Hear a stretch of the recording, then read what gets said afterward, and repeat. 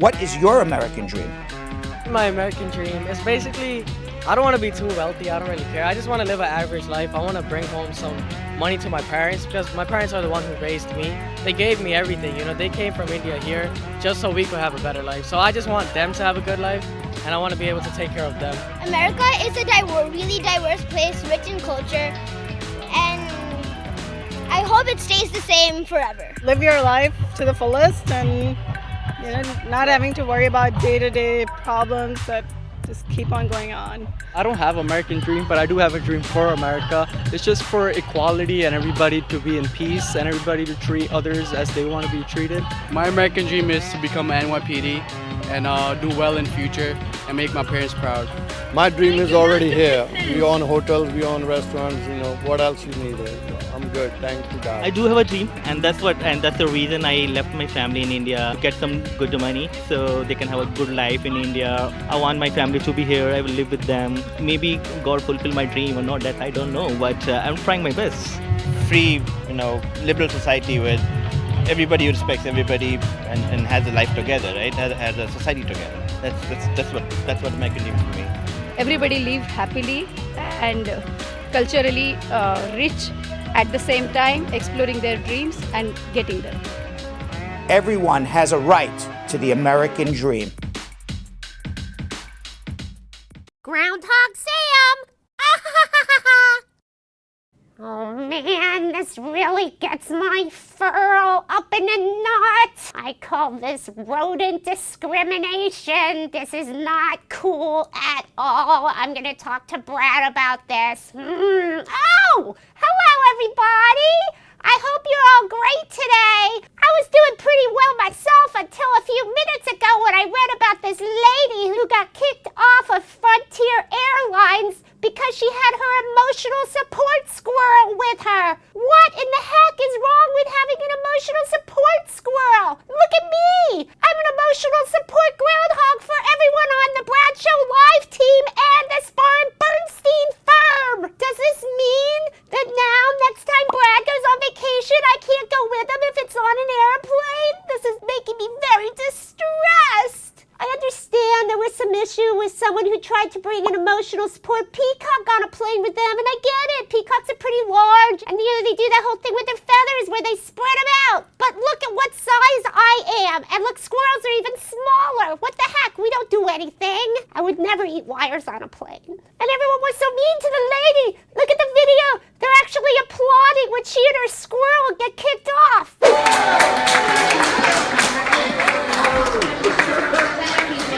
I can't even. So I don't know. I'm really upset about this. I feel like this is total rodent discrimination. Me and my squirrel friends, we're all from the same ilk. So something happens to a squirrel, it's basically like it's happening to me. We are all one big happy rodent family, and there's nothing wrong with that. Anyway, did you miss yesterday's episode of Brad Show Live? Well, if you did, why? But if you did, we had Abdir Barre on. He is one of the newest immigration attorneys at Spar and Bernstein. He is amazing, and he came on the show to talk to everyone about how he just got a client who was held in ICE detention for 3 months without a hearing date and without bond set when he didn't have a criminal record or anything bad. Abdir stepped in and wrote a federal complaint of habeas corpus, which means you cannot hold people without a hearing date or a bond date over a certain amount of time. That's the law, folks. Anyway, what's on today's show?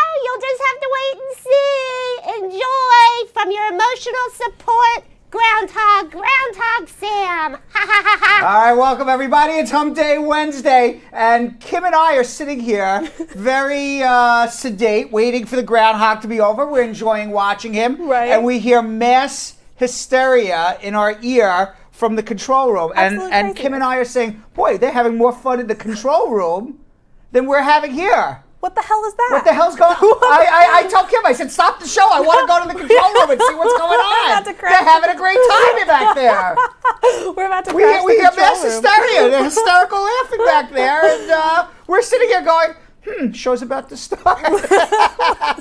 Meanwhile, welcome back, Belgium Kim, from your flu-like symptoms. Flu-like symptoms. Yes, Thanks, nobody Brad. believed the flu. I think no, you're right. It wasn't. It was not the flu. It wasn't the flu. But you called in with the flu. I called in because I thought it was the flu. I Yes, woke up on Monday exactly. like, damn, this is the flu. Exactly. And then the doctor was like, no, you'll be fine. Upper respiratory infection. Give it a couple days. You'll be okay. Yeah. But I thought it was the flu. I was like, no, please.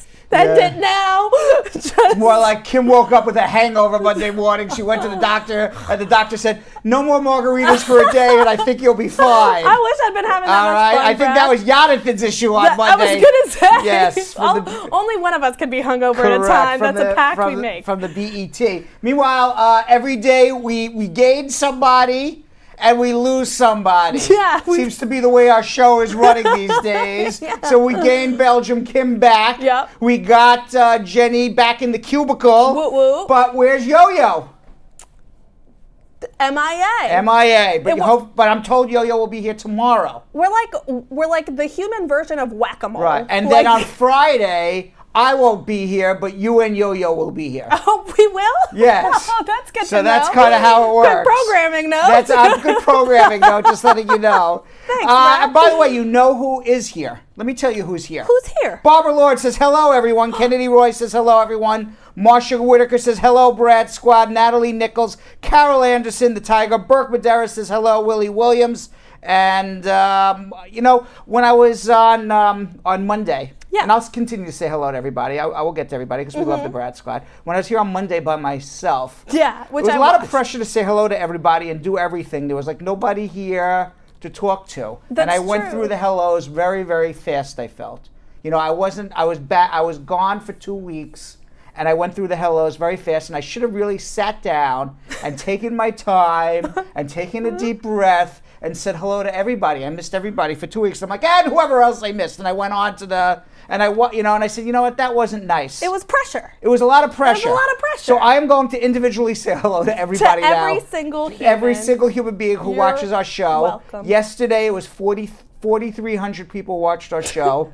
And I will 4,300 people on Facebook and another 200, or I think 300 and something people on YouTube. Right. So it's a total of 4,600 something people watched our show yesterday. Right. For an average of about 4 or 5 minutes at a time, I think. Perfect. On YouTube, the average is 31 minutes. YouTube does not. Crazy. YouTube does not. They don't play. They don't play around. No. YouTube. Congratulations, YouTube. I am here. YouTube watches. Right. They don't click through. Facebook, a lot of people. I'm not calling anybody. Like how a dog all of a sudden loses attention. Right. Facebook, because they Everyone have has new. ADD. Yeah. They Right. have new stuff popping up all the time. So all of a sudden you lose attention. Like, let me see what else is going on. But on YouTube they watch. But it was 4,600 people. And which is about our average. That's it's a good, it's about a our solid average. number. It's a solid number. It's what we average right now. I will say I watched Monday's show. You did. It's the first time I've ever sat down as just a viewer that I've not been on it. And watched the what'd you full think? 2 hours. I thought you were going to say I shut it off after 5 No, minutes. that's the thing. I was only Right. going to watch it for like the first 10 minutes, like, okay. Nothing's blown up or exploded. Everything's fine. But it was super. I was entertained for the full 2 hours. I watched everything. I watched you answering the calls and everything. It was a very entertaining show, I was really entertained. Right, 2 hours of entertainment, and we brought Jenny in from the cubicle And we on at brought the Jenny in end. from the cubicle, which was great. So let me individually say hello to Please. all 4,600 people. When you get bored, you tell me to stop. I'll Barbara wave my Lord, white how are flag. you? Carol Anderson, the Tiger. Peace to you, Carol Anderson, the Tiger. Burke Madera, I said hello to. Asset Lindo says, hello, my people.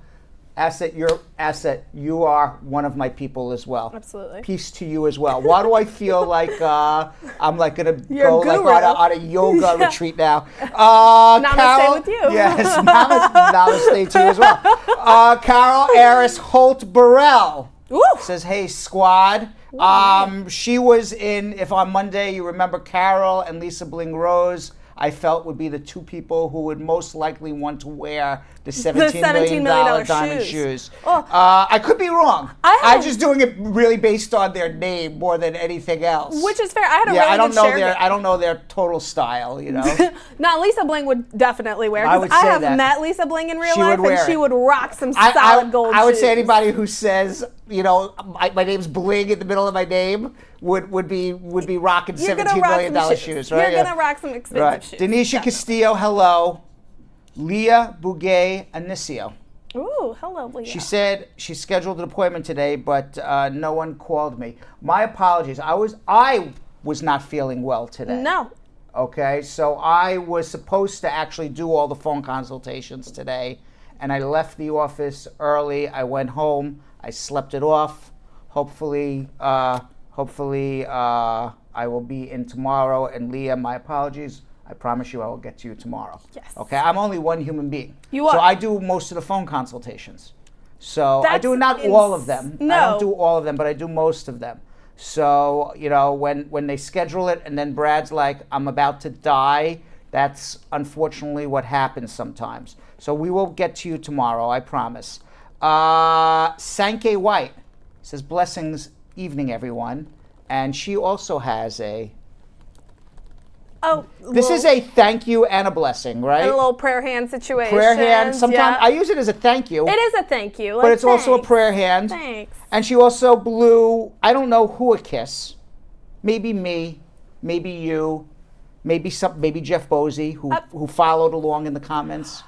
I don't know who she's blowing a kiss to, but mwah. I was gonna say. Okay, I said I felt very bad. I didn't say hello to everybody. I'm gonna go through each until someone tells me just stop it already. But listen, you know I'm terrible at telling you to stop it. I don't tone down the extra here. Yeah. So Denisha Castillo. Yeah. How are you, Denisha? We missed you too. I didn't see you for a long time. Yet she says Sammy is my favorite groundhog. You're not How many groundhogs do you think Denisha knows? You know, I mean, multiple. Do you think she knows like 7, 8, 9, 10 groundhogs, and she has them listed, and Sam is her favorite? Or would you say more? I would say it's more likely that Sam is the only groundhog she knows, so it's left being the favorite. Right. Kind of like when I tell Zach, who's my son. You're my favorite son because I don't have any other son that I'm aware of. That you know of, and that's always the correct. You know, women don't get to have that. That like I have 0 kids that I know of. Like I definitely know of all the 0 children. Women don't get that. No. Yeah. There's definitely not any little baby Kims running around that I don't know about. Women can't get away with that. Right. Yeah. Joy Palmer says, "Welcome back, Kimmy." And welcome back, Joy. Welcome back, Joy. How are you, Joy? Welcome back to our show. Ma Dukes says hello to everybody. Mm-hmm. Okay, Ma Dukes is one of our favorites. She's there all the time. Sankey White.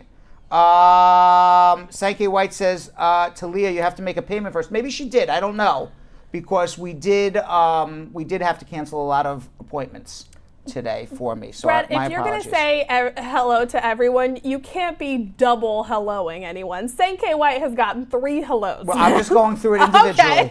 Okay. Abigail Taylor Watson, she wants to know to Belgium Kim. Yeah. Hey, hun, how are you feeling today? So can you talk to Abigail, please? Abigail, thanks so much for asking. I'm feeling much, much better. I got a tiny little lingering headache, but other than that, I'm human again. Mm-hmm. Yay. More importantly, Abigail, how do you feel?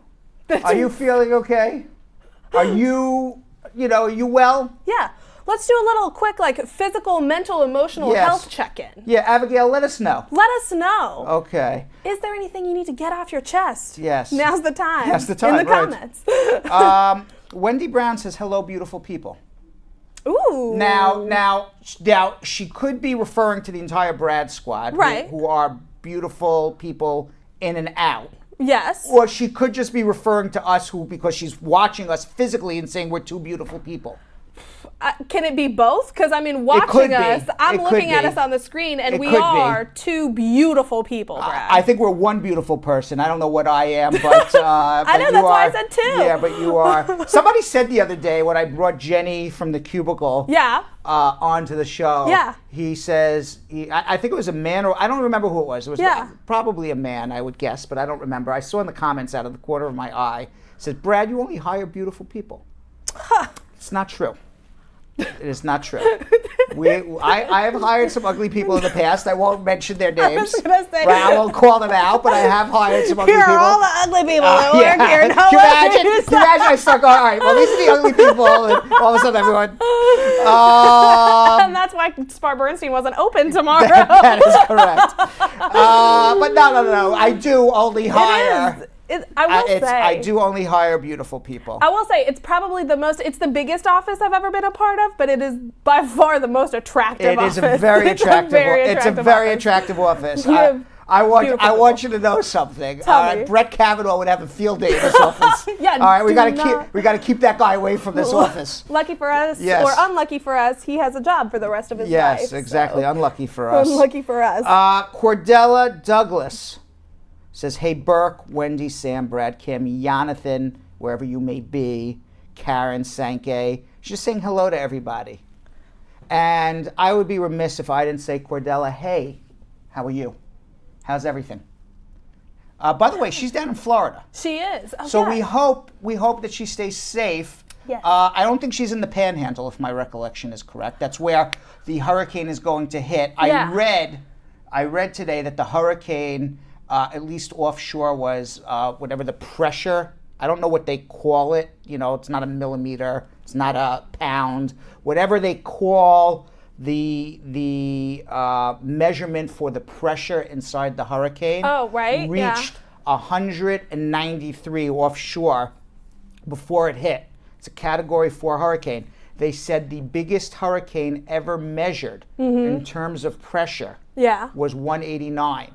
So they believe, they don't know for sure until it actually hits, right? But they believe this could possibly be the biggest hurricane to ever hit Florida. Wow. It is certainly the biggest hurricane in terms of pressure inside of is it the barometric pressure? Barometric pressure? That sounds right. It is the barometric pressure. Finally, this would be the day that the weatherman, when he talks about the barometric pressure, I would actually be interested. Usually, right, nobody cares. Usually nobody cares. But today's the day. But today is the day that the weatherman, when he talks barometric pressure, we'll be listening. Does the pressure impact, I don't know, what kind of wallop the hurricane packs? I think the pressure determines how fierce it is, at least certainly offshore, in terms of the amount of rain and wind and everything else. I see. Now, as it goes over shore, it could be absolutely different. Got it. And this is based on my extensive education in meteorology. I really don't know. I just I assume, No, you always sense. hear it weakens as it goes across land, so I assume that's what happens. No, that makes sense. But I'm told also that I'm told by the news. It's not like, the hurricane called me up and told me. But I'm told that it's going to come across the Florida Panhandle. So, Cordella Douglas, you are in the way. Please stay safe. Yes. And it's going to go into Georgia, up to North Carolina, and then finally break up, and then New York is just going to get a lot of rain. Oh, God. North Carolina cannot afford another downpour right now. Jeff Bosey, how are you? Hello, How are you, sir? Jeff? He will be bringing his emotional support rock. He will be bringing his emotional support rock on the plane. How big's the rock? You will be arrested because it's you can't bring a big rock on the plane. They're going to say it's maybe, you get paid, pay extra. Only like a seat? Like I have a seat for my boulder? You would pay for like the weight on the That's a good point. In the suitcase, right? Right, in the suitcase. Yeah. I just kind of imagine Jeff being overboard about it and not just bringing like a little pet rock situation, but like a ginormous boulder. Tamika Nelson says, "Hey, you all. You see how calm I am saying hello to people today? You're so incredibly calm. And this has only happened for 35 minutes. Yeah, because we're at 6:05 already. Because usually I'm going through it so fast, but I said I should feel the need to say hello to everybody. It's calm day. I feel calm. Yeah, okay. Marsha McCalla, how are you? Reginald Amata, Jella Shauna, and quite frankly, we got to get to the rest of the Okay. And hello to everybody else. It didn't work. I tried. You attempted. I attempted. But we don't have a 12-hour show. We have a 2-hour show. We have a 2-hour show. So it is Hump Day Wednesday. I do have some news. I have some immigration news here. Okay. Maybe we'll save it for tomorrow. Okay. All right. But this it was actually interesting, I thought. There was 77,000. Yesterday was the last day to vote. To register to vote. Oh. 77,000 Puerto Ricans registered to vote in Florida yesterday. They all left Puerto Rico because of the... Now, if you remember, I said... Yeah. I don't remember what show it was, but I recall saying that I said, the Puerto Ricans are going to change the demographics. Trump, remember he was throwing the toilet paper. Right. I hope they remember what Trump did to Puerto Rico. Right. Which is why they are now all living in Florida and hopefully vote Democrat. Now, turns out saving with paper towels doesn't the Democratic Party executive director, this is interesting, Juan Peñaloso, said that although 77,000 Puerto Ricans registered to vote by the end of the day yesterday, he said most of them did not pick an affiliation of whether they're going to be Democratic or Republican. Oh, wow. Yeah. So I don't know. The Republicans made reference to a recent survey in which he interviewed Puerto Ricans who arrived in Florida and revealed that they favor the Republican Party. How is that possible? How is that possible? How could that possibly be? Especially after Maria. Hurricane Maria ravaged Puerto Rico September 2017. Right. And 3 months after Hurricane Maria, President Trump paid no attention. The Republicans paid no attention. It was reported that hundreds of thousands of people who were living on the island moved to the U.S. mainland because they had no electricity. People still have no electricity there. Right. Yes. Wow, that's unbelievable. We had a Real Housewife on our show once. We did. You remember her? Aviva Drescher. I love her. Yeah. She threw her leg. So another housewife, Teresa Guidas. Giudice. Yeah, her husband Joe's going to get deported. He went to jail. It's an aggravated felony. That's unsurprising. And I was just talking about this with somebody recently. It was in the newspaper, and they said, Brett, you think he's going to get deported? I go, absolutely. That's why she's getting divorced from him, because they know he's an aggravated felon. He committed a fraud in excess of... She's not getting divorced from him. Maybe not. I don't know. Maybe she'll stay with him. Who knows? She's ride or die, man. I don't know. I read that she's going to get divorced, but who knows? But the fact is that it's an aggravated felony, and he is, as they say, out of here. Yeah, unsurprising. What else is happening here? Actually, I had a crazy question about that Real Housewife situation. His wife is a U.S. citizen. In all of the years that they've been married, could she not have filed for him and then he naturalized? But he has a green card.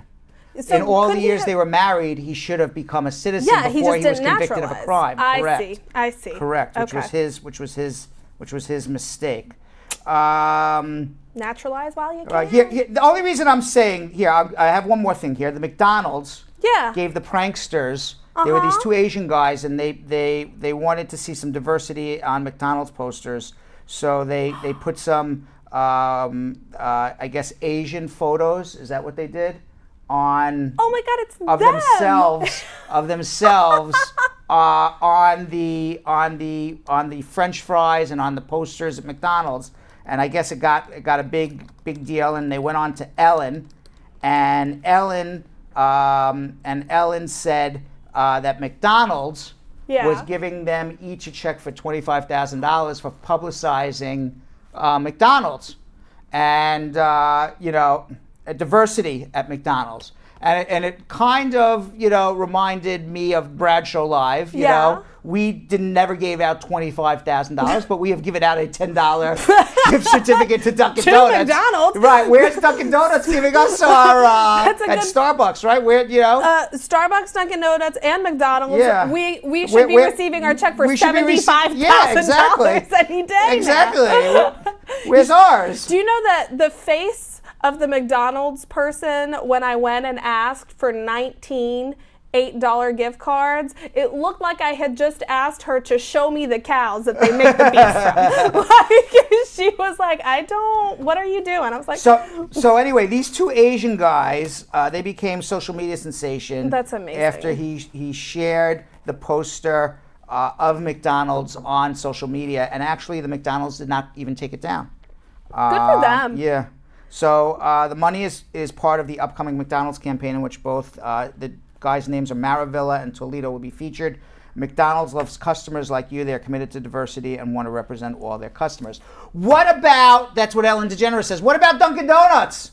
Don't they love diversity? We talk about them every day. We give out, they're not giving us anything, Dunkin' Donuts. That's true. Our fans send us pictures of sipping Dunkin' Donuts. Yeah, and then. But we got them. And we put it up on social media. All the time. Come on, Dunkin' Donuts. What the hell? Give us our checks. We're waiting. We'll be waiting. You can make it out to Brad Show Live. Brad Bernstein. Yeah. Meanwhile, I was really happy to discover that Satan was ruled out as the force behind a mysterious fire-breathing hole in Arkansas. I can't even begin to tell you this. There was a big hole in Arkansas. There it is. And a fiery phenomenon, as they call it. Nobody knew what was going on, why this fire is coming out. And the Baxter County judge, who I guess is in charge of figuring out what this fire-breathing hole is, he said they have done a lot of investigation. Right. But as far as Satan goes, we've ruled it out. We have looked down the hole, and nobody is there with a stick and a pitchfork. I can't begin to tell you that this is actually made the news. That they're looking to see if Satan was coming out. It's October. Everyone's feeling a little wacky. Can you imagine? You're like, all right, there's the fire-breathing hole. Belgium Kim, Yo-Yo, Brad. Who's going to look in to see if Satan's there? Kim, I'll give you the honors. I mean, would you be like I'll volunteer to see if Satan's there. Hell no. The hazard bonus needs to be so intense. I'm going to be like, I'll stay over here. You take a look. Let me know if you see Satan. And if you do, you yell. You let me know. That's like that time you made me open that weird package that we thought might have anthrax in it. That's very true. I said, this looks like an anthrax package. That was very true. I said, I don't trust this package. Here, Kim, you open it. I said, the world needs me still. Kim wasn't. This is very true. This was before Kim was on. I was still in the cage. Yeah, you were not on our show yet. No. So I said, Kim, the world needs me. I got to go answer immigration questions. All right, you're just on a cubicle here. Yeah. You were Kimmy in the cubicle at the time. I was Kimmy in the cubicle at the time. So, but can you imagine you're like the guy, you're all sitting there, you're the guy, you're like, all right, who wants to go check to see if Satan's there? If that opens up behind my house, I am moving out, and I don't even need to check what's inside. They still don't know what this fire-breathing hole is. They think it was created by an animal. And they believe now that it's from some sort of gas leak from an underground fuel storage, or it could be a make-believe dragon. No, I think it's a real dragon. If it's spewing fire, Brad, it's obviously a real dragon. Kim. Yeah? Kim, yeah? There's a fire-breathing hole over there. Do me a favor, just go check to see if Satan's there. No, Abigail's just go check. I'll stay over here. You check to see if Satan's over there. I have the perimeter. I'll let everyone. If Satan's there, I'll let everyone know. I'll yell and let everybody know. See? Brad's so chivalrous.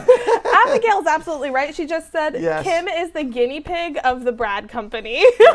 Exactly. You're right, Abigail. All right. So it is Hump Day, so we got to get to Hump Day news quickly before we get to our immigration. Before we get to our immigration calls. Perfect.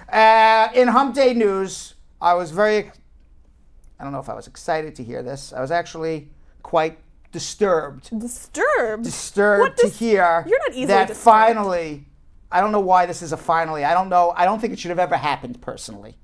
Okay. But Batman, in the latest comic, Batman, put out by DC Comics. Right. Okay, they are putting out an R-rated version of Batman. He comes home at the end of the day after fighting the Joker. Okay, which is also a man. Yeah. And maybe Batman is gay. You think maybe? I don't know. Fingers crossed. We don't know. Wait, what happened? So Why Batman. is this R-rated? Yeah. They always talk about Robin and Batman. That's so true. Maybe, There's always been that. So little Batman. subtext. Batman comes home. He's all sweaty from fighting the Joker. Yeah. And he takes off his bat. This is really in the comics. Okay. He takes off his Batman suit. Does and he? there is a comic photo of his penis. And this episode of Batman from DC Comics is called Batman Damn. You're right. Batman, damn. You're right. Yeah. Right. This is the censored version of Batman's penis. Oh man. And But right they now, show it? right now, Twitter's calling him Little Wayne. Like Bruce Wayne. Like Bruce Wayne, but they're calling him Little Wayne. And now also people Batman. wonder if apparently in the non-censored version, they're giving a censored version and a non-censored version. In the censored version, he is Little Wayne, as he's now being called on Twitter, is circumcised and he leans to the right. Wow, All right. I should start reading comics. So at least me and Batman have one thing in common. No. What do you think that me and Batman have in common, Kim? I don't even. You don't know? Please don't make me guess. You know, I always wondered what I had in common with Batman, but now I know. I know you know your right from your left. Yeah. No, it's not the right and left. That's not the it. right or left. Oh, And man. it's not that I go and fight the Joker, and I don't have a little. Is it that you take off your bat suit at the end of No, the day? I don't have a bat suit, and I don't have a little buddy named Robin. Oh. But me and Batman do have something in common. I've just discovered this. Brat Squad, put your suggestions into Yes. what you think they have in common in the comments. Yes.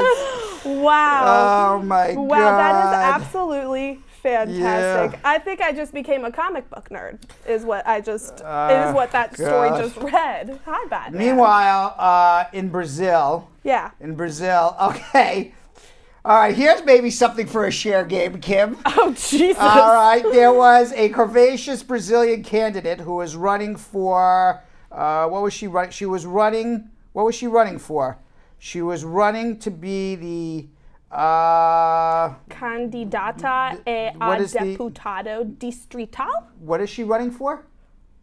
She's running for something. The district deputy county councilor for the centrist party in Avante. Okay. Now, that's what she was running for. Okay. Whatever that position may be. Got it. And her campaign promise was free boob jobs and butt implants for the entire town of women.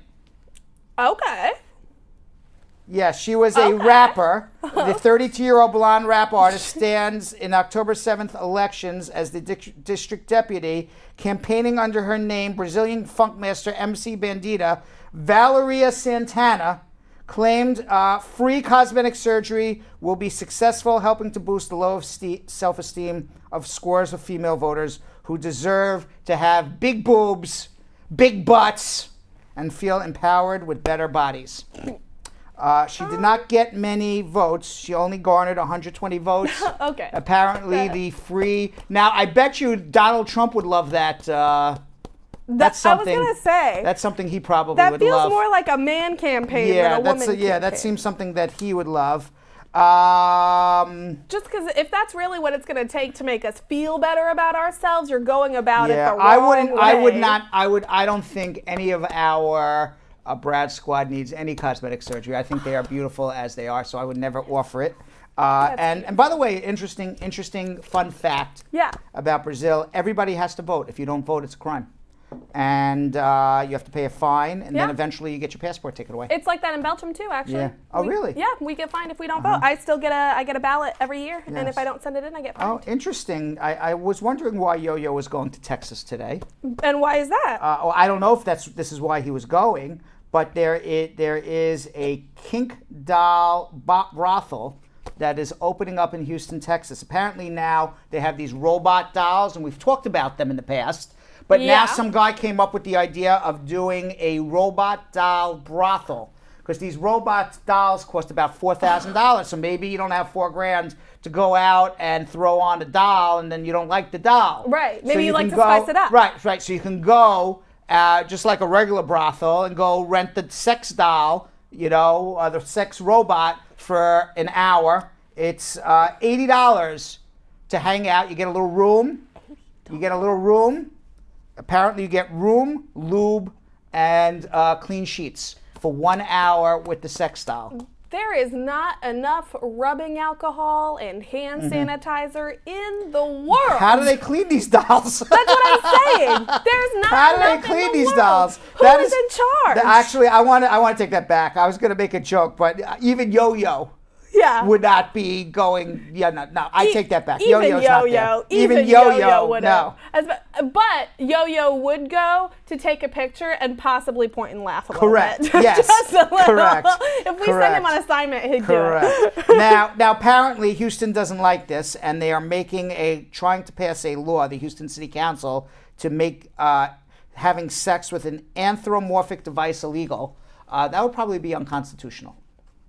Really? Because that would be violating somebody's rights. Well, that's kind of how I feel. It's like if you want to go have sex with a doll, it's like years ago, like 100 years ago, having oral sex was illegal on books in many states. Having anal sex was illegal in many states. Still illegal. It's still illegal in some states. Which is mind blowing.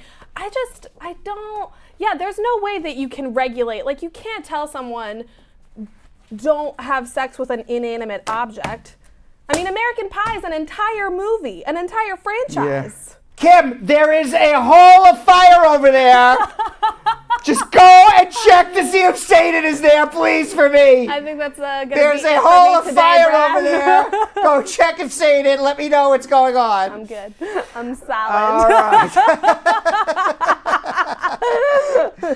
I don't know what that red hand coming up out of it is. Oh my but God! Can you imagine? I just can't imagine the guy they're all sitting around all right, who's gonna go check? Who's checking the hole? Who's checking the hole to see if Satan's there? No, you checked the hole. You found it. It's on your property. I would not be checking the hole to see if Satan was there. No, there's not enough money in the world for me to check. All right. So before we get into our immigration questions, I do have to remind everybody: please share with your friends and family. We're going to be getting into your immigration questions right now. So if you call 1-800-529-5465, I will be answering your questions. But please share. Yesterday, Belgium Kim, Jonathan promised everybody that if we got to 800 shares on Facebook, I would twerk. He did. He also reminded me that after the last twerking video, I ended up in the hospital, both having my gallbladder removed, followed by having knee surgery. That twerking video really, really ruined me for the entire summer. Would we say that was all because of the twerking? It was all from the twerking video. It was actually the last one when Sam was actually watching me by the barbecue. I think that's what really put me over the chair. He kept telling you to get deeper. That one put me over the edge. Put me right to the hospital. That move.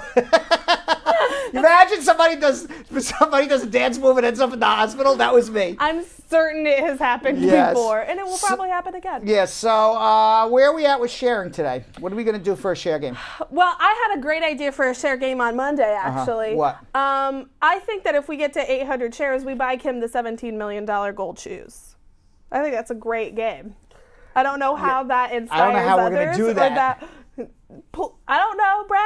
But I think Kim gets the super expensive shoes. They're also not my size, but I will Cinderella stepsister my way into those shoes. Meanwhile, Lisa Bling Rose is telling Tamika that it's like a sex class today watching Bradshaw Live. Little did I know when I started my legal career that we would be having Wednesday sex classes. That's exactly. Have you guys heard about the Chinese couple who had sex wrong all those years? This is why it's so important. So what's our I was about to say what's our sex game? What's our share game? Little dice. Yes. What is 39 shares? It's very sad. I was going to say, I feel like you got pretty. You know how I knew yesterday was a really good share game? Because I kept getting a ton of messages from Brad Squatters just sharing the show to me personally. Okay, but that's why they complain that they're not registering the shares. Yeah. Because if 20 people or 30 people share to Belgium Kim, it counts as one share. That's one share, y'all. It's one share. And you got to share to different people. I'm friends with most of you on Facebook, you guys. You got to share to different people. You got to share to new people. Yes. All right. So the share game is Kim. Is Brad twerks on this here table. I think that was a great share game. No? He's giving me the blanks like no. The share game is Kim. The share game is Kim. The share game is Kim going to check the devil hole. Yes. We got to 800 shares. Kim's checking the devil hole to see if Satan's there. Arkansas. We're going to fly to Arkansas. That hole is still there. We're gonna fly to Arkansas. Perhaps the devil was hiding. Kim would go right in there, take that devil, say, "Listen, devil, you go back to where you came from." Come back down. Oh, and then, oh my God, it would be like, wow, Kim, you're like godlike. We always knew you were godlike.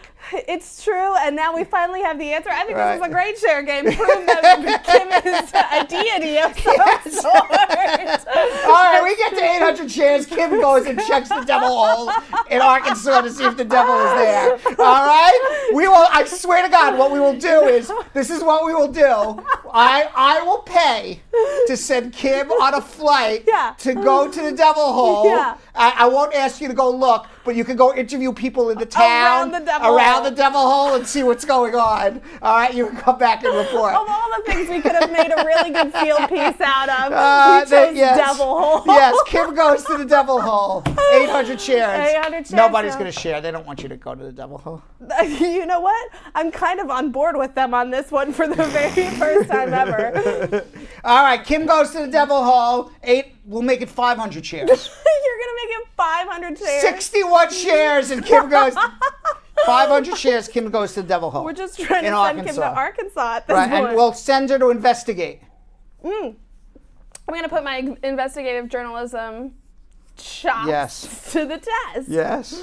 Okay, Can you imagine you go around like with devil ears and interviewing people? Like, I have a devil Halloween costume. Right. I own that, Brad. Right. I have a little pitchfork. I have cute little ears they light up. Or what would also be great is if Pat Rice, after in editing, after you interview, you're like, "Thanks for the interview." Like all of a sudden, like, "Thanks for the interview," and then all of a sudden your eyes turn red.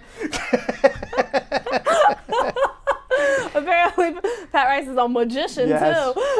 All right, 1-800-529-5465. We do have to answer immigration questions right now. 1-800-529-5465. In a section of what we call, if you got an immigration question, I've got your answers. We have no music to that, Kim. Still. I just heard music. I heard no music. Maybe my we volume. had music. Maybe you should turn, Can we try that one more time, please? We have music. You have music. I didn't have my volume on. It was the devil. Has that been the problem every day for the last 2 days? No, the volume was on when I started. It was the devil shut it off. It was the devil. That's what we get for talking about the devil hole. You know, Jonathan gets real spooked with stuff like that.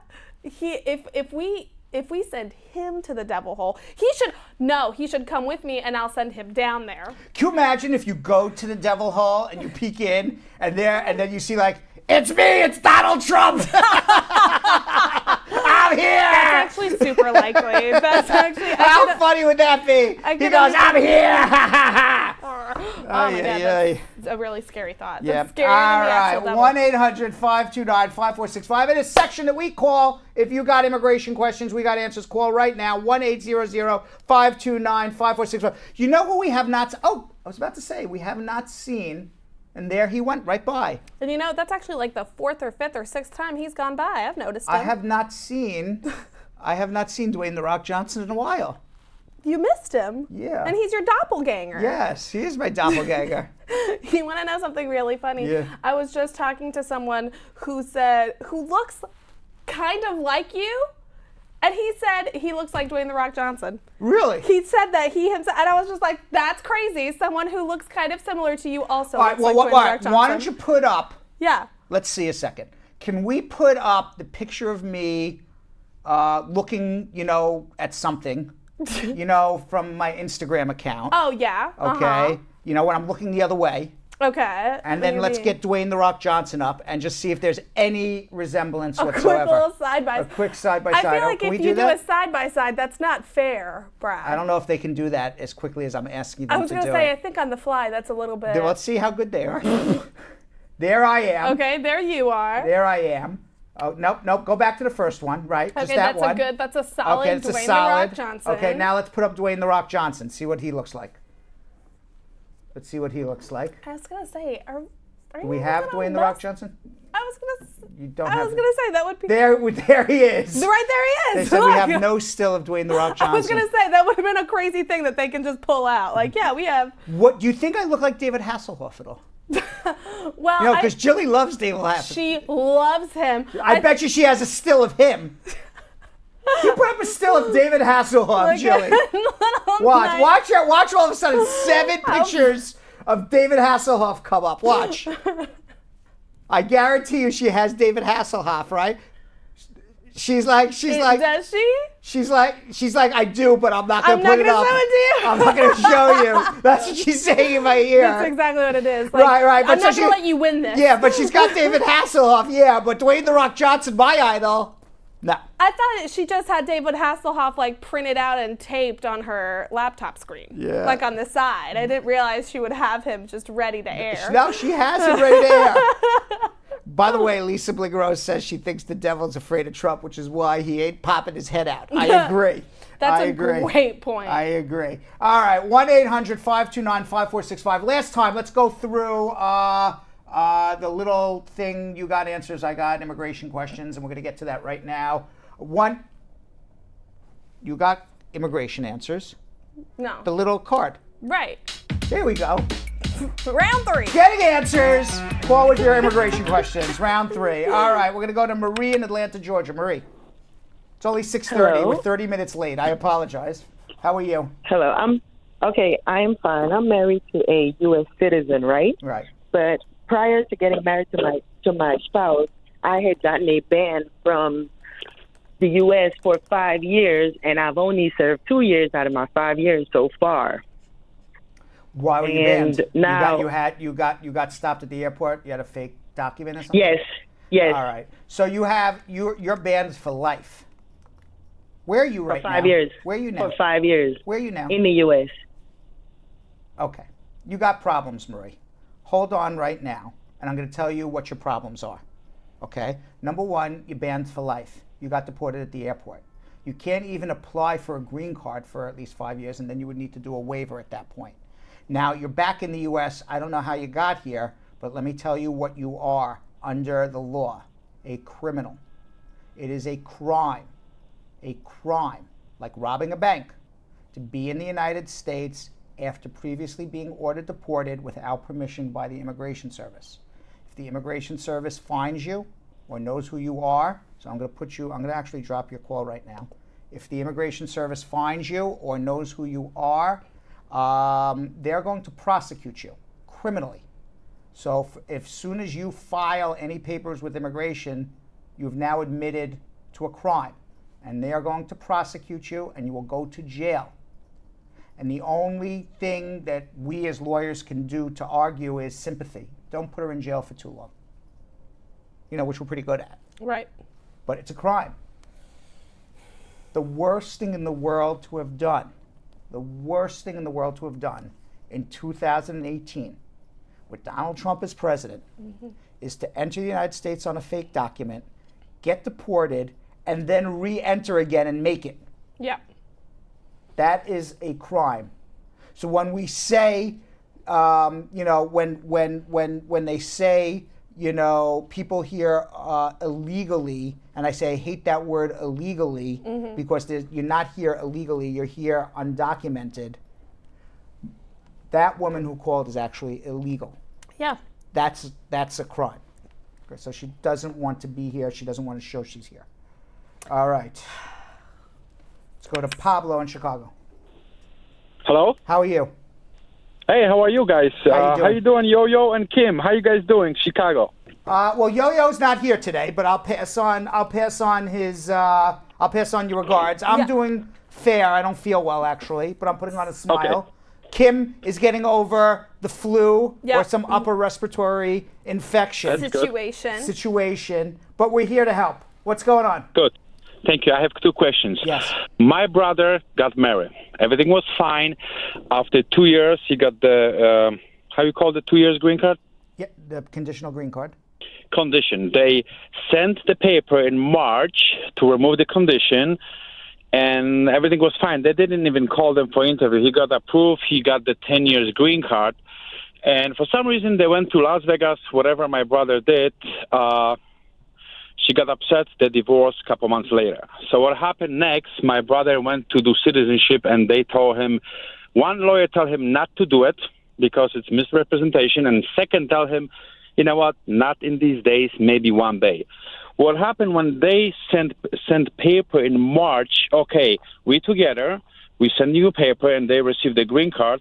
When she divorced him, there's another attached to the divorce. Well, let me ask you a question. What happened? She started a divorce, or the divorce was final when he removed the conditions? That was together. Everything was fine. But when she divorced him 4 months after, she put separation 6 months. And 6 months you're going. You know, they been together in March. I understand. So the divorce doesn't jive with what immigration knows in terms of when they were together. So other way it's this. March they said together, and the separation said January we're not together, but he been together. Right, I understand that. So now the divorce. Can he become citizen? Oh no. Maybe, but certainly they're gonna, if they look at the divorce, and they will. The divorce, which is a document that was signed under penalty of perjury, says they were not living together, and he could have a problem. He absolutely could have a problem. Can he travel with no problem? Because he can travel without a problem. Nobody's looking at his divorce when he travels. So there's no waiver available. Even the other lawyer asked him, listen, she said your wife 6 months January you're not together, but why don't you go back and try to amend the divorce?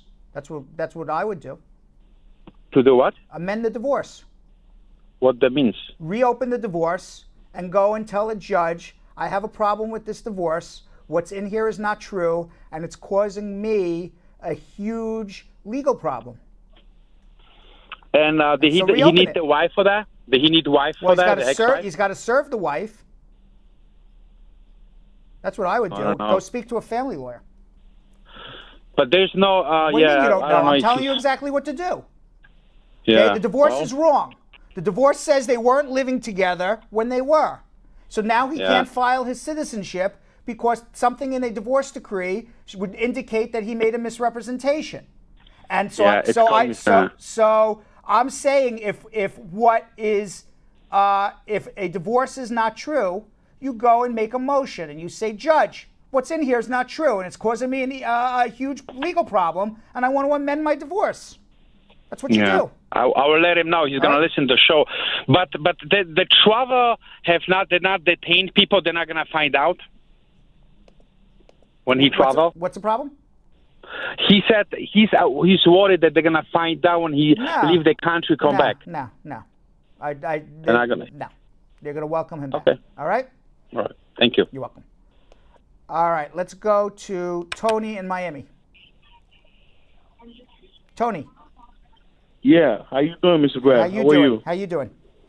How was your trip to Italy? Wonderful. Thank you very much. I had a nice time. Nice to have you back. Thank you. Mr. Tony, I just want to ask a few questions. One, I have a friend. He has 3 felonies, and but the felony was the case was closed. So he's trying to see if he can get his green card. Is it possible? What are the 3 felonies for? Selling weed. No. You won't be able to get a green card? No. If you have a conviction for sale of drugs, it is a permanent bar to ever getting a green card ever in your life. Wow. Yeah. So he would actually have to vacate those convictions. Oh, he has to vacate a conviction? Is there any way he can do that? Where are the convictions? In Florida. Well, you would have to speak to a criminal defense attorney in Florida. I don't know if it's possible. Okay. Yeah. One more question. I just want to find out, there's a lot of people doing the interview now. One of my friends did his interview for his citizenship, and they haven't called him yet, and he did it in August, and we're in September now. And you got to wait at least. And everything is delayed. So from the time of the interview to the time of his swearing in could be 8-12 weeks now. Oh, 12 weeks? Yeah, probably. Oh, okay. So just hang in there. Oh, okay. Thank you very much, Mr. Brad. You have a nice weekend. Thank you. You too, Tony. What a nice gentleman there. What a nice gentleman. Nice man. He was very polite. Very. I like the politeness. And he asked about your trip to Italy? Yeah, very polite. Very polite. I like it. Thank you. Let's speak to Roni. Rona. Hello? How are you, Rona? Hi, how are you, Mr. Brad? Roni from Hackensack. How are you? I'm good. How are you? Good, good. What's going You on? hear me? Yes. I'm good. Yeah, I have a immigration question. I got my citizenship last July, but then we have problems, so I filed for divorce. I was married to a U.S. citizen for 4 years and a half, but like I found out that he is cheating on me. I filed for divorce, and it was very quick. It was like 2 months later. I got the divorce. I changed my name, but now I'm applying for passport. So should I worry about anything? You got a green card through marriage. Let me just go through this. Yes. Okay. And you had a 2-year card originally or a permanent card? I removed the condition. Okay. And then after you removed the conditions, you got a divorce, and then you filed for citizenship. For citizenship first, I got my citizenship. Then 2 weeks later, I filed for divorce. After you became a citizen? Yes. You're a 2 citizen. weeks later. You're a citizen. Mazel tov. You'll get your passport. Don't worry. Okay. Thank you very much. Okay. You're very welcome. All right. Thanks. Bye-bye. Let's go to that. Now we're going to go to Rona. There was Roni, and now it's Rona in Hi, Brad. Rockville, Maryland. How are you? I'm good. I What's have a going question. A friend asked me to call you to ask. Sure. She said her daughter was born in America, but her father is diplomat, and she was a diplomat, and now she wants to fix the daughter's papers. How can she go about it? The daughter was born in America to a diplomat? Yes. That makes the daughter a permanent resident. Yes. So she wants So to get does- her citizenship. She applied for citizenship. Does the daughter have a green card? She didn't tell me. I'm gonna have to ask All her. right, so call her. how old is the child now? She's 18. Okay, so this is the deal. Yeah. The daughter should apply for her permanent resident card, and she has till 21 to do it. When you were born in the only time you're born in the United States, actually very interesting, Belgium Kim. So the only time when you are born in the United States of America that you do not gain U.S. citizenship is when you are the child of a diplomat. Then you are not a U.S. citizen, you are a permanent resident, and you have to file for your permanent residence before you're 21 years old, or then you lose the opportunity. So she should be, if she hasn't gotten her green card, she should be doing it now, and then after she gets her green card, she has to wait 5 years for her to become a citizen. If 1 second, let me just finish. Let me just finish the thought. If she already has her green card, and the mother became a citizen before she was 18, and she was living with the mother, then she would automatically become a citizen at that point. Okay. Okay, so can I give her your number? Because Yes. she wants to get a consultation, but I have to let her do it herself. Hold on. I'm even amazed I remember that. That was unbelievable. Is that a good memory I have? Because That I had that issue once about 10 years ago. One time in my life, but I remember. One time, 10 years Yeah, ago, yeah. a loophole for kids of Yeah. diplomats. Unbelievable. Yeah. This is why you're immigration rain man. Yeah. I can't remember much else. But you will remember that one Yes, case 10 years ago. that's right. And you'll the way you remember people's faces, names, and voices. Yes. You'll be like, oh yeah, Frank, I know you. We had a consultation 15 years ago. I do remember that too. It's unbelievable. Wait a second. What? Wait a second. Wait a second. The heck you got on your arm there? This situation? What is that? Hi. Wait. We That's have some. right. Wait. Belgium Here. Kim's a badass. Here, now. can we rub this off? Yeah, rub it. Wait, is that your gross snotty Kleenex? yeah, Don't you rub me yeah. down with that gross snotty I wouldn't Kleenex. do that. Here's the only one I found. We can literally What is that? rub. What is that? It's a tattoo of a sunrise in Thailand that I very, got. Very, very beautiful. Oh, thank you so much. Is this your first tattoo? It is my very first. Why'd you go so big on the first one? You know, because it's go big or go home, Brad. Really? I'm very surprised you went so big on the first one. I didn't expect it to be this big, but then she drew it and it was so pretty. So I was like, yes, absolutely. Is that why you weren't here? You were recovering? That would have been a 2.5 week recovery. I was here for 2 full weeks after I got this tattoo. But this is the first time I've seen it. That's because I got it the Saturday after you left for Italy. Oh, because I haven't seen you since. Yeah, and we haven't seen each other. And so now it's all like healed up and Did you get one like in like a private area that you would like to share with us as well? Did you go? Did you do like two? In my on my lower thigh. Is there like one on the boob or something that we don't know about? No, that would be the weirdest place, just like on my boob. Yeah. No, there's no boob You're tattoos. like my boss is asking me if I have tattoos on my boobs. Boob tattoos. You're like, who do you work for, Brett Kavanaugh? Just doing it for the show and entertainment, folks. That's Trust true. me. He would never do that in his office. I would never ask you otherwise. Could you imagine? This is the only time that things like that are okay. Like Yes. it's in this very That is specific correct. setting. Did my boss just ask me if I have a boob tattoo? Me and my boss spent 25 minutes talking about Batman peen today. That's true. Right. All right. Yeah, that would be my defense, by the way. So, Mr. Bernstein, yes, but in my defense, we talked about Batman's penis as well. It was the same It was the same day. All right, let's go to Samantha in Sedell, Louisiana. Samantha. Hey, Mr. Brad. How are you? I'm good. How you doing? Good. What's going on? Okay, I have two questions for you today. My first question is, if I have my interview coming up at the end of this month, do I still need to renew my work permit since it's going to expire January of 2019? I would, because there's no guarantee at your interview you get your green card. Or maybe it'll be pending. Yeah. Okay, I have another question.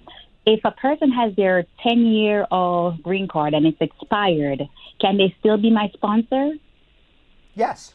Your sponsor for an affidavit of support? Yes, sir. Absolutely.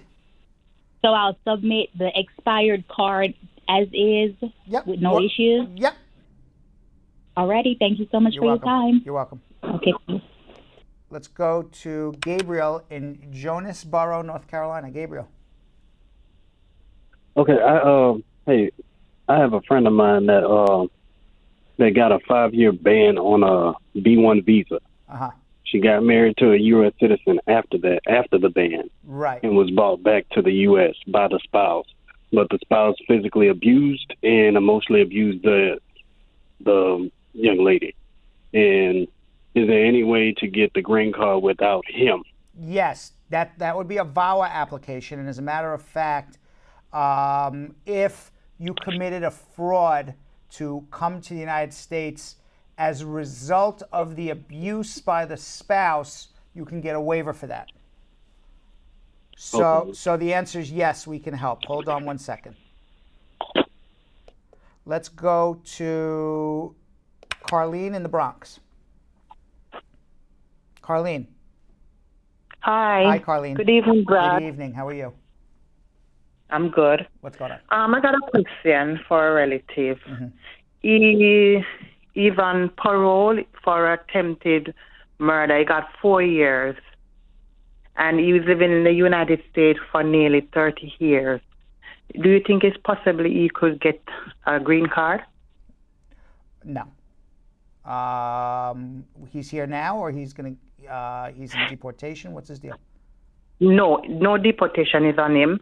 He's in jail, he's in prison. He's on parole. When did it happen? How long ago? It happened about 2 years ago, but he was out on bail. And nobody came and asked him his immigration situation? No, not that I know of. He's very lucky. He's very lucky. Don't press his luck. So what do you think? I think he's got a big problem, and he should come speak to me. You call me up and said somebody's been living here 30 years. They got arrested and sent to jail for 4 years for attempted murder. Brad, help him in 30 seconds. That's a big test to help a guy in 30 seconds. I think he needs to come see me. Oh, so can I come in and see you before he comes out? Sure. Yeah, hold on one second. Okay. Oh, he's in jail now. Eventually immigration's going to come. I see. No, now.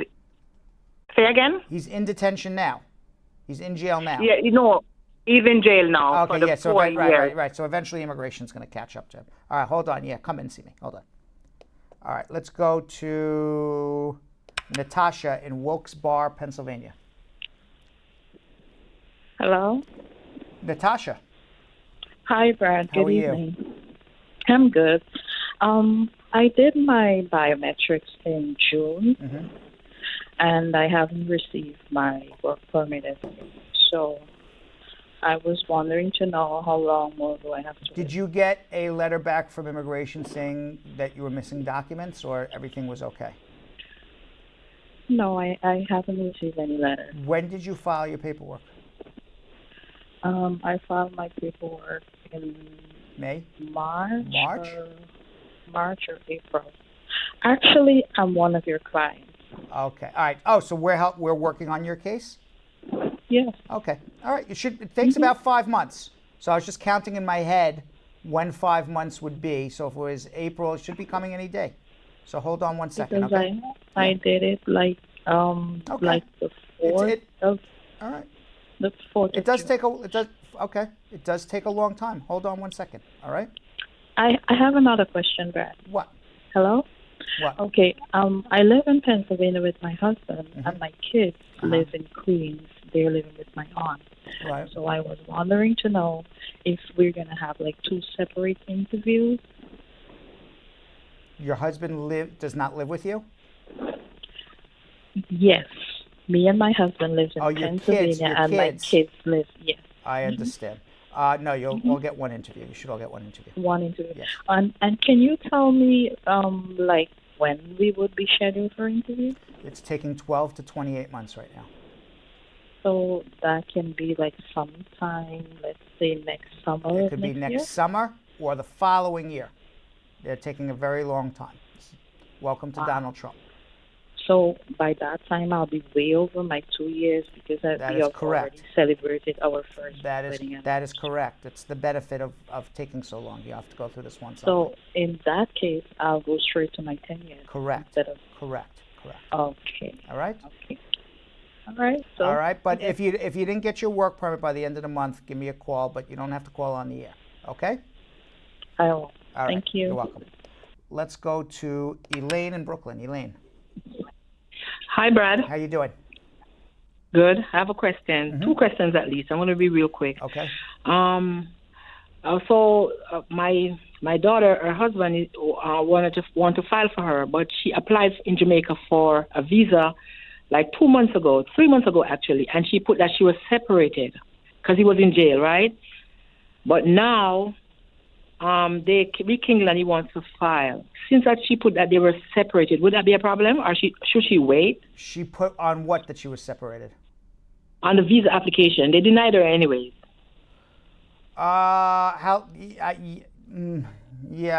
Come in because you don't want to have any sort of misrepresentation issues.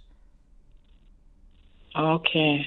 What else? And then, the other one, the final question is that after, because he wants to file for his 2 children that he have with her anyways, and so after the I-130 is filed, and if they approve it, what next do they need?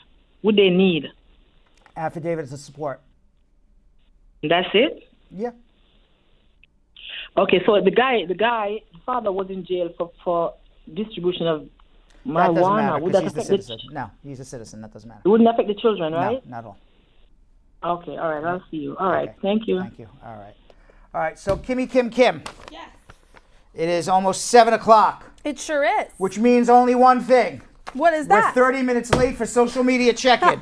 Let's do it. Please. Social media check-in. Woo! All right, what's going on? Our first question is Yes. from Maria. And Maria said, I'm from the Philippines and I'd like to get my aunt here. She takes care of me and she's been taking care of me since I was a baby in the Philippines. So I could really call her my mom. Is there any way for me to file for her? Yeah, no such thing as the woman filed. There's no application for the woman took care of me, so I'd like to file for her. Has to be your biological mom, unfortunately. Raymunda said, my father filed for me a while back. I was approved, but we don't have the same last name. We had to do blood work and it came back positive. Now they want more proof that he's my real father. What can I do? It's not more proof that he's your real father. The DNA says he is your real father. What you have to prove when your dad's filing for you is not only that he shares the same DNA as you, but that he had a father-child relationship with you between birth and 18. So what they are asking for is prove to us this man was in your life. So do you have photos together, school records, maybe he signed from the school your report card, baptismal certificate, proof that he supported you, affidavits from other family and friends to say he was a good dad. Those type of things is what they want. Kennedy Roy said, I've got a friend with a green card and planning on going for his citizenship. He was deported from London years ago before moving to the U.S. Is that going to affect his chances at becoming a citizen? Why was he deported from London? If it was just English immigration violation, it's not a problem. If he committed a crime in London, it's a problem. Mm-hmm. By the way, you will not be going to see the Devil Hole. We only have 95 shares. Thank God no one else wants me to go to Arkansas. Nobody wants to go. I really want people to still share. They just want to see me twerk, so maybe we'll do the twerking thing tomorrow. I didn't realize that it was to Khaleesi's milkshake that you had to twerk. Yes. I knew there was twerking on the table. Yes. I didn't realize to what you were twerking. Yes, my milkshake. Brings all the butts to the yard and Yes. they're like, oh, that'll be so good, Brad. That would be so good. Yay, yay, yay, yay. We are wired up today. So what else? Okay. We've got another question from Vanny, who said, I'm right now in the U.S. I got my marriage license today and want to know what are the next steps on a tourist visa. Since I'm here, I don't have an I-94 form while traveling. But if you're here on a tourist visa, you have a stamp in your passport, which is all you need. And hopefully you get married more than 90 days after you came here and you file your adjustment. I got a question on the gram, Brad. On the what? On the gram. What's the gram? The Instagram. The Instagram. The Instagram. Okay. The Instagram. By the way, what is that handle on Instagram? It's at Bradshaw Live, Brad. Right. And by the way, follow. If you go on Instagram at Bradshaw Live and you want to watch the best 1.5 to 2 minutes of our show from the day before, you just go to stories. We basically cut the best of, and it's a 2-minute story on Instagram. Yep. So follow Bradshaw Live if you just want to see the best stuff. And we're featuring some of our amazing guests. Yes. We're killing the guests. Yes. So on the gram, Hulk Hogan wanted to know. Hulk Hogan. Yeah, I don't know if it's the real one. I think it is. I think it probably Yes. is. He often reaches out for legal advice over Instagram. Yes. Yes. Good if I'm doing WrestleMania 21 and I'm fighting the Iron Sheik, is there any way if I lose I can get him deported? No. Cannot deport the Iron Sheik. You cannot deport the Iron Sheik, Hulk. Sorry.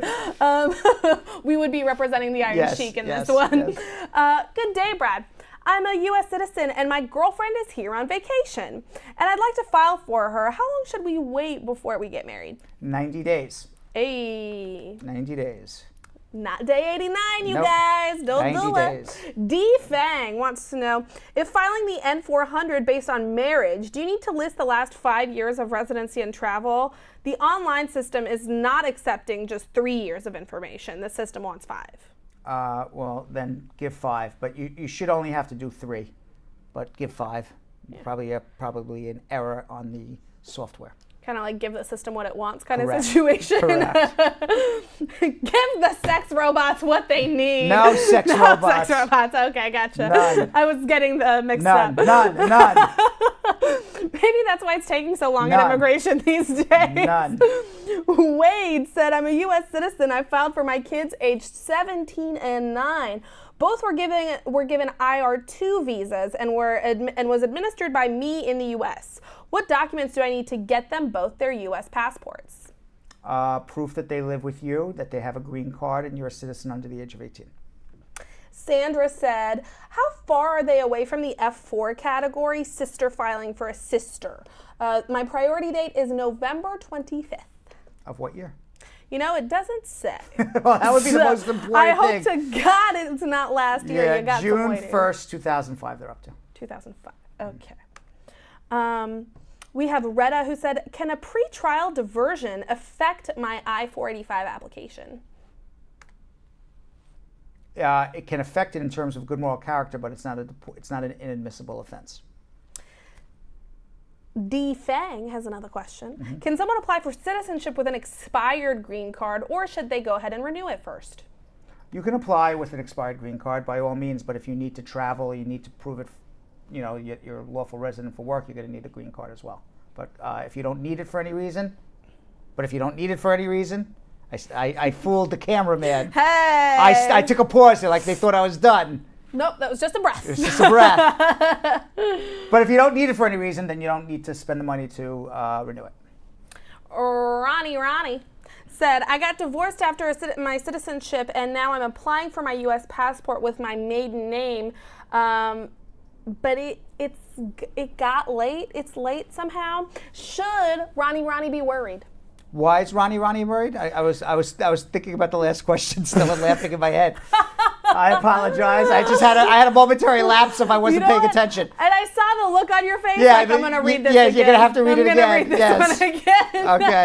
Okay. Ronnie said, I got divorced after citizenship, and now I'm applying for my U.S. passport with my maiden name. But it's too late. Should I worry?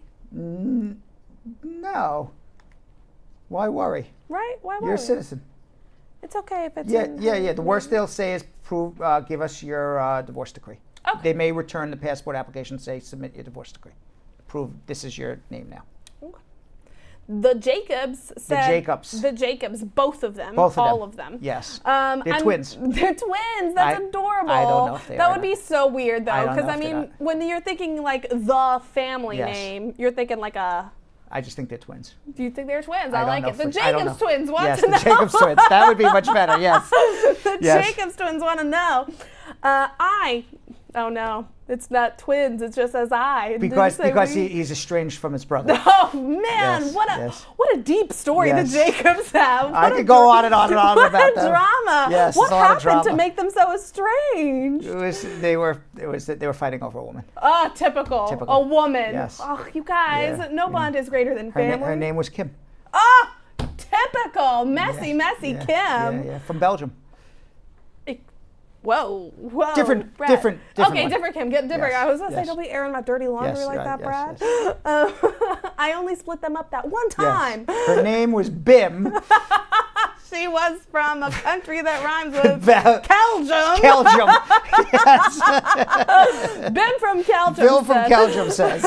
By the way, did you see that my mom wished you a happy birthday from Belgium Mom? Where? On Facebook. Oh no, on like I didn't the see Brad it. Show Facebook Oh, I where didn't we see had it. a million birthdays. I didn't see it. Yeah, but she was thank her. from Belgium Mom. From Belgium Mom. That should be her new handle. I know. Yeah. The Jacobs want to know. Jacobs. I'm married to a U.S. citizen, and I'm filing. When can I change my last name to that of my husband? I'm waiting on my green card interview. Okay, but when she changes her last name, is it going to be like the Smith now, or? I have a feeling, like in her heart, she's already changed to the married name. Yeah. You see what I'm saying? She I can feel change like this it. might be a married As soon, couple. you can change it whatever you want. You know how you change your name? There's like no form to say I'm changing my name. You just kind of change it. You have your marriage certificate. If you're applying for your green card, you get your work permit in your married name. You get your green card in your married name. You get your social security number in your married name. Guess what? That's your name now. Ahmed Memo has a bit of an issue.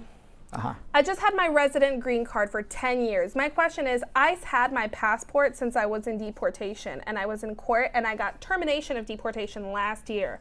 Now I need my passport, I have an emergency, and I've just moved. And I'm really worried that ICE is gonna send my passport that I desperately need right now to the old address. What's the best way to get ICE it? is not sending your passport to any address. They're holding it forever until you go back to the trial attorney who was against you in court and ask him to go find your passport. You have an emergency. If you can't do that, then go back to your embassy from what country you're from and say, I have an emergency. I need a travel document. I need a new passport. My passport's gone. Okay. My God, they don't make it easy, do they? No, they don't. Ola Run said, Brad, good evening. I have my work authorization for the last 4 months now. How many days does it take to come out, please? We get that a lot. It should be by law 90 days, but it's taking 5 months now. Oof. Sometimes even 6. So you've got like another month or two to go. Yeah, Hang tight, man. Kool-Aid said, do they still terminate removal proceedings if your case needs a waiver? Yes. That would be a provisional waiver he's talking about. Got it. Yes. Lady Leah asked a follow-up question from yesterday. She said her friend was a little scared. She really wants to go see her By the way, kids. Jacobs is the married name. I'm just reading it. Well, yeah, I figured. That's why they're the Jacobs. It's Mr. and Mrs.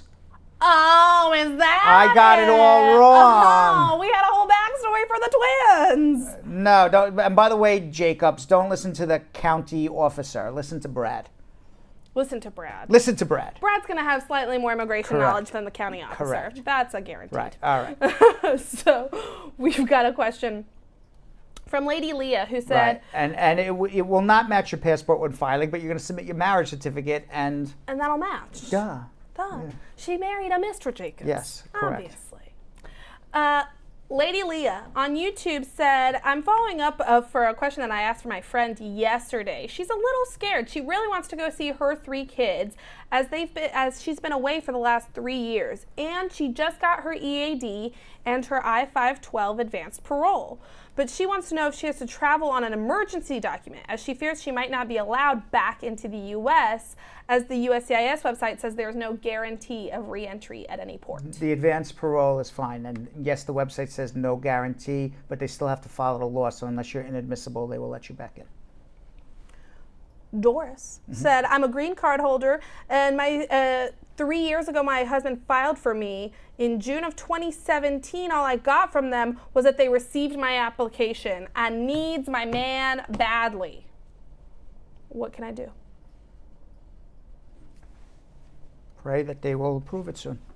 June 2017, that's crazy. Actually, you know what you can do? What? Is file a mandamus action to force them to do it. I was just speaking to somebody the other day. We had Abadir on yesterday about mandamus actions. You file a mandamus action. Actually, that's if it's been over a year now. Yeah. You file a mandamus action and force them to make a decision on your case. Boom.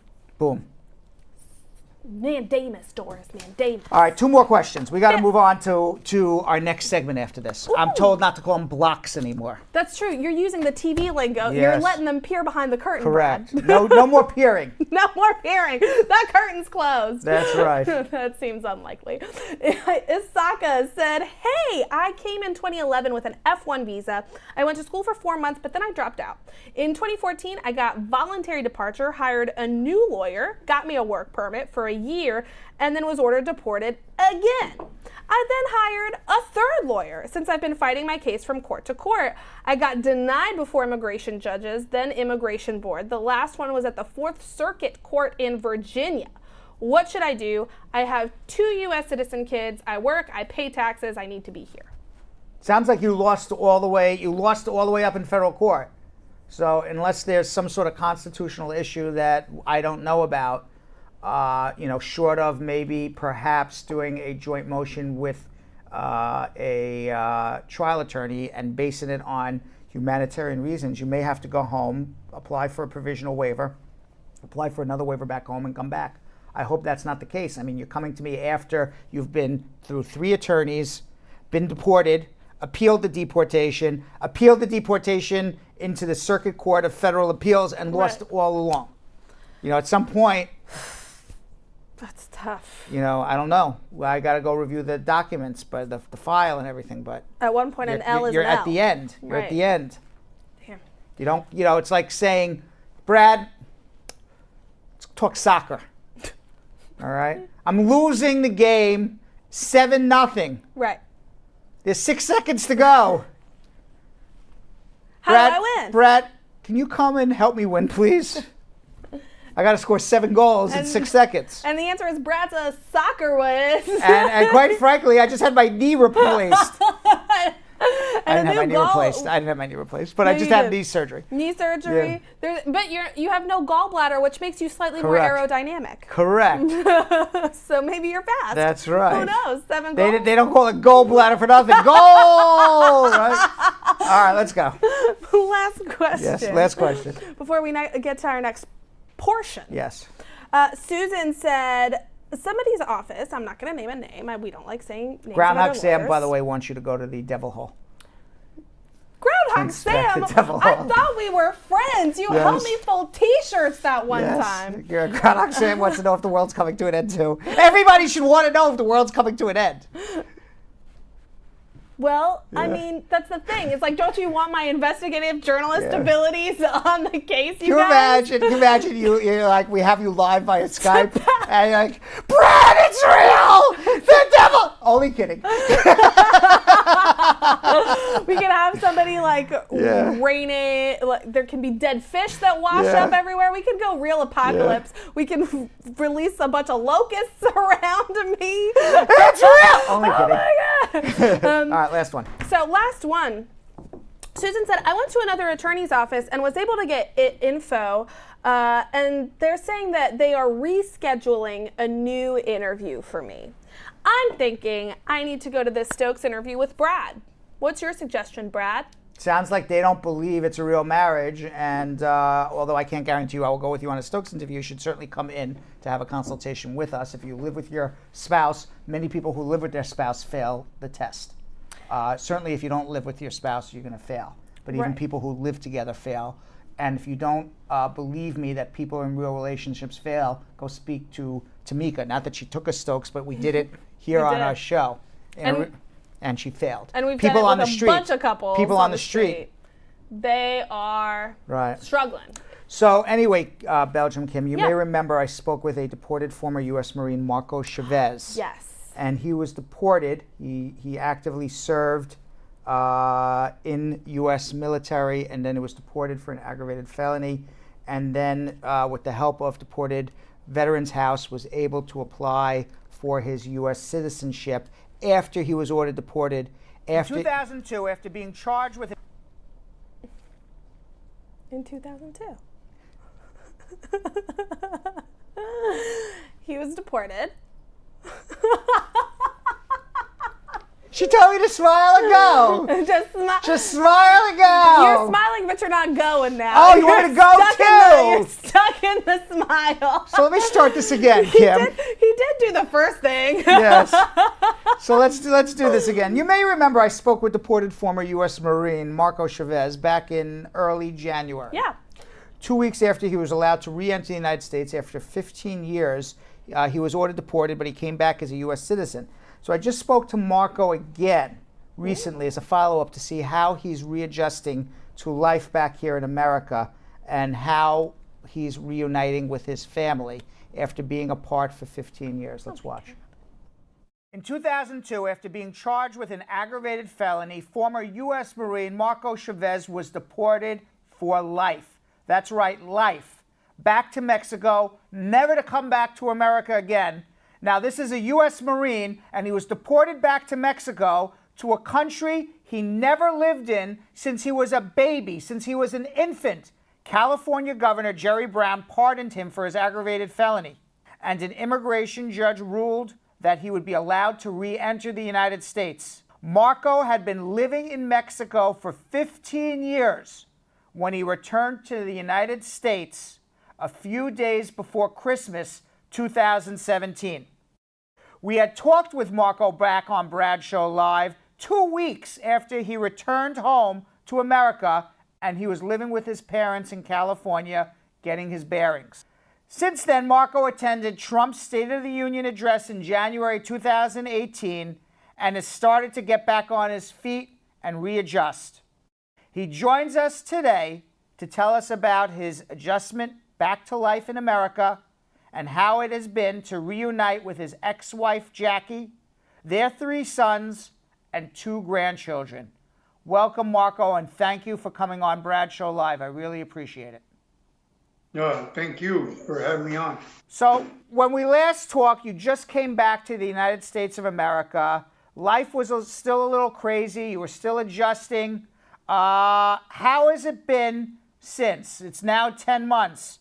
Are you happier now? Is it more stressful? Tell us what it's like. Well, I'm in a better place. I'm closer to my kids. I don't know, they're my adult children because they're a little older now.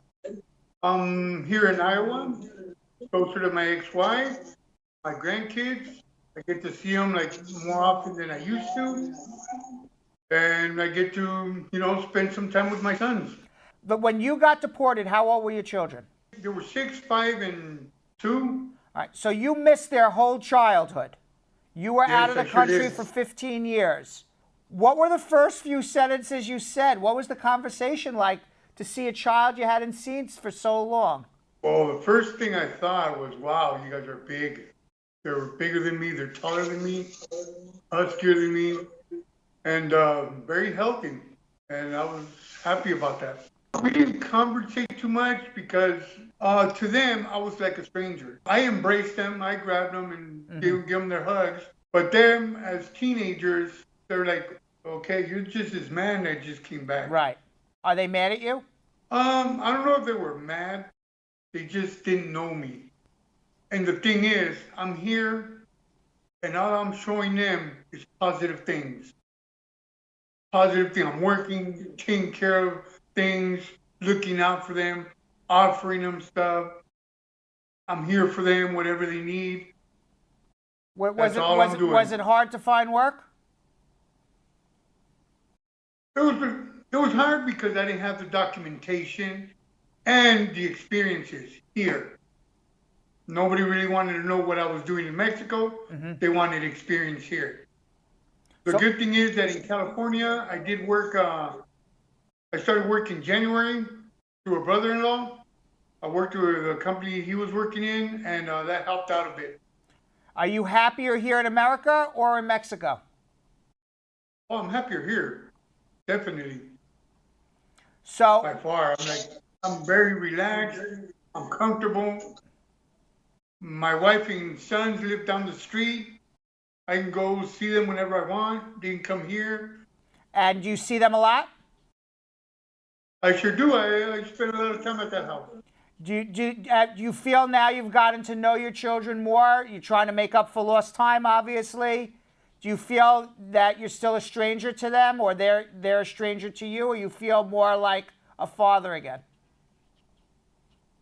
I'm trying to feel like a father, but I'm getting to know my sons, and they're getting to know me. That's what's going on. It's a process. We are getting to know each other. Are you angry about what happened to you, or are you kind of over it and just trying to move on with life? I'm trying to move on. I'm done with it. I'm trying to move on. Now, you were invited to President Trump's State of the Union address. He has said a lot of nasty things, mean-spirited things, racist things about Mexicans. That's your heritage. He has said a lot of terrible things about people from your country, people from other countries, other Latinos, other minorities, other immigrants. What were your thoughts about sitting there? I didn't know much about Trump. I wasn't keeping up on that.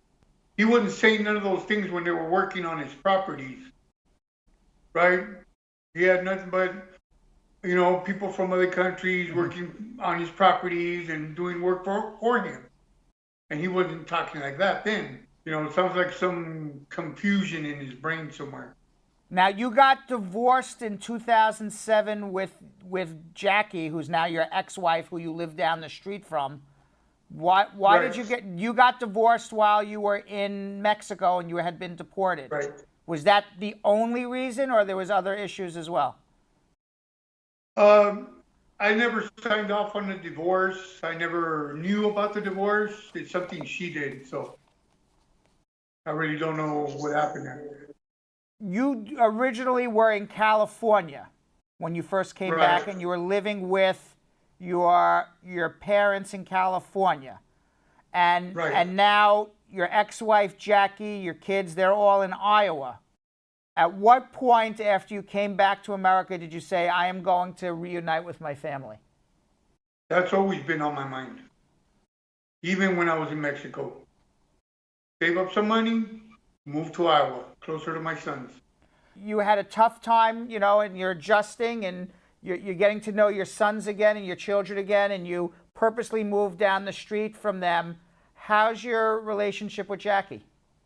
It's like we're picking up where we left off, because we didn't separate out of anger, out of hatred, nothing like that. It was just,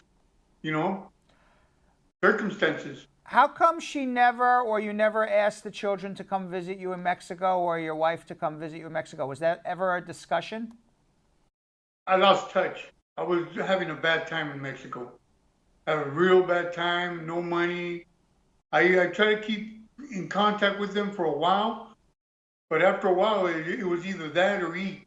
and I had to eat. Do you think things are starting to get better for you after 15 years of turmoil, separation of your family? Are you in a good spot right now? Oh, yes, I'm happy I'm here. What do you think about how America's treating immigrants? How they treated you? That was unfair. If anything, they should have advised me more while I was going through this aggravated felony process. They should have let me know, hey, you know what? You have a green card. This could happen. And nobody said nothing. Do you think that maybe they should be taking into consideration the fact that you were an active duty military veteran before they deported you for one offense? Of course. That never even entered into the equation. I did bring it up in the immigration court, and they said, well, you have to submit the paperwork. That means I had to do the running around to get the paperwork in, which I did, but they still didn't take it into consideration. You know, it's not even how, you know, you were treated bad, but people don't even think about in this immigration debate how your wife and children, who I assume are American citizens, how they were treated. Right. They lost their husband, they lost their father, they grew up without a parent. If I waved a magic wand 5 years from now, Marco, you're in the United States now 5 years. Where do you see yourself? What do you want to be doing? Where do you see you and your family? Married in California and closer to my son in Oregon, with all my sons and everything in California. Married to Jackie or married to somebody? To Jackie. To Jackie, and you all moved to California. Oh yeah. If you had an opportunity to speak to President Trump, and you told him about your experiences, and he gave you one opportunity to say to him one thing that you would like to see changed in immigration policy, what would it be? He speaks a lot about veterans and military personnel and first responders and things like that he should be looking more into that and try to get some of our brothers back, because there's a lot of us that are deported. What type of work are you doing right now? What's the work that you're doing right now? Right now, I'm working at a print shop. At a print shop. Do you have aspirations of what you want to be your career in the future? I'm slowly starting, and I'm looking to get back into school. Just looking at all my options, see what's opening up for me. Tell me the best day you've had with your children so far since you've been back. What's been the best experience or day that you've had?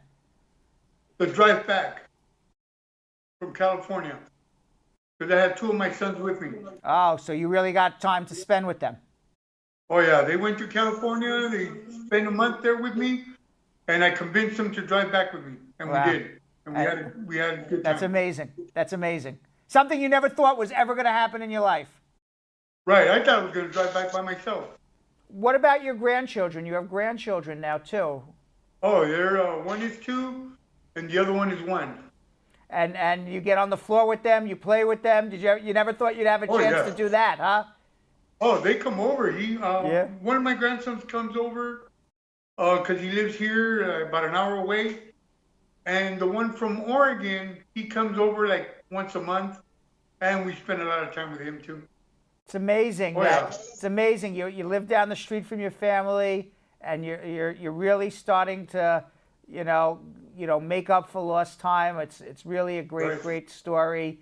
You're getting back on your feet. It's wonderful to hear, and Thank you. and I'm really happy for you. I'm happy for your family. You have any dreams for the future? You told me a little bit about wanting to be with your family in California. Right. Tell me a little bit more about your dreams for the future. I just want everybody to be, good. I wanted my sons to, to come around and know that they had a father that loved them, because right now they're just, wondering whether they did have a dad. Right. And they did. I'm their dad, and I love them a lot, and still do, and always have, and always will. Marco, I want them to understand that. Do you have a message to any of the other deported veterans? There's thousands and thousands of deported veterans out there, that are still stuck around the world? What is your message to them? Don't be stuck.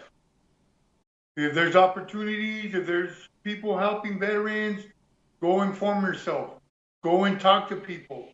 Go and see Hector at the Deported Veteran House. Because that's one of the things I was doing. I was just like, I'm sort of giving up until I went to see Hector and all the ball, everything just snowballed. And here I am in Iowa now. It's wonderful. So don't just sit there. Hang in there. Inform yourselves. Talk to as many people as you can about this. There is people out there that are going to help. It's just wonderful. Thank you very much, Marco. All the best of luck to you. And I hope that in the future we can check back with you again and see if you made it back to California with your family. And I hope everything continues to go in the right direction for you. You had a very tough 15 years. Enjoy every day of life moving forward. And congratulations. Yes, thank you. I will. All right. Thanks for coming on. All right. Thank you. All right. So he's on his way. You liked that interview? I love it because he was just.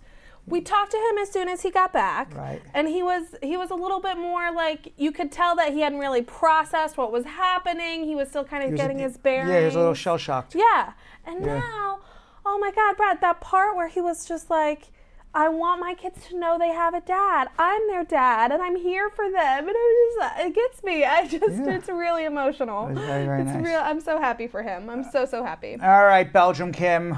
We're both sick, and we made it through the show. We did. Barely. Unbelievable. Barely. It's truly a feat. Yeah, apparently, Hump Day Wednesday gets us all riled up. Riled up. We were able to do it. That's right. We powered through on adrenaline and Hump Day Wednesday news. All right. What do we got for comments of the day? We got a whopping 4, Brad. All right. Our first one is from Abigail Taylor Watson, who said, I couldn't miss class because I'm aiming for my PhD in Brad Squad class. Hope everyone is doing well and having a great Hump Day. We've made a PhD in Brad Squad class and Hump Day a real thing now. Also, when did we give you your master's, Abigail? Yes. Can you imagine I start, 800 shares, everybody gets a bachelor's degree. A bachelor's degree. 1,500 shares, everybody gets a master's. I love it. That's a great idea, Brad.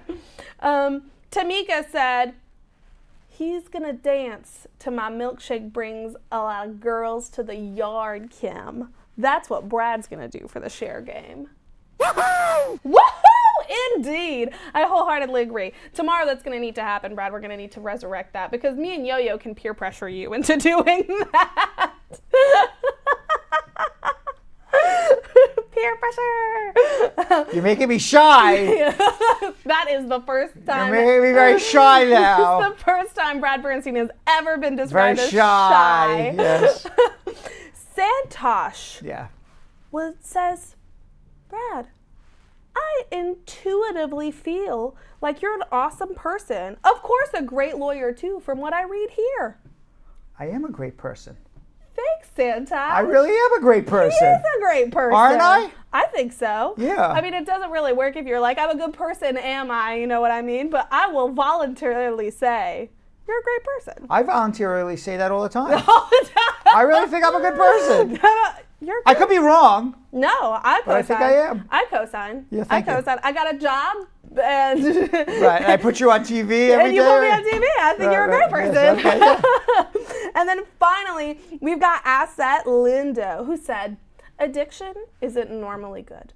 But thank God I'm an addict to the best show on social media, The Brad Show Live. All right. Oh, yeah. Oh, yeah. Oh, yeah. All right, with that, everybody, we will see you all tomorrow. Oh, yeah. So, Sam, as part of the production, we have to say this disclaimer at the end of the show. Do you mind reading it for me? Okay, but Brad, I have to do everything around here. It's bad enough I've got to remember everything that happened on the episode from the previous day. Forget it. I'll do it.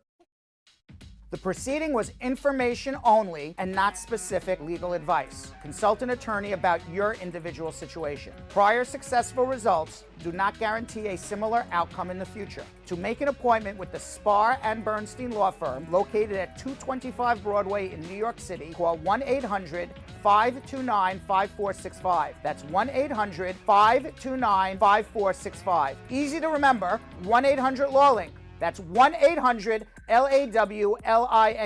Once again, make a call to 1-800-529-5465. And of course, link up with the law offices of Spar and Bernstein, located at 225 Broadway on the 5th floor. If I were you out there, make the call, make the link, make the connection, make it Spar and Bernstein. 1-800-LAWLINK. That's 1-800-529-5465. And now, conveniently located in Hartford, Connecticut on 1 Congress Street. Visit us in Connecticut or in New York at 225 Broadway. That's 1-800-529-5465. 1-800-LAW-LINK. 1-800-529-5465.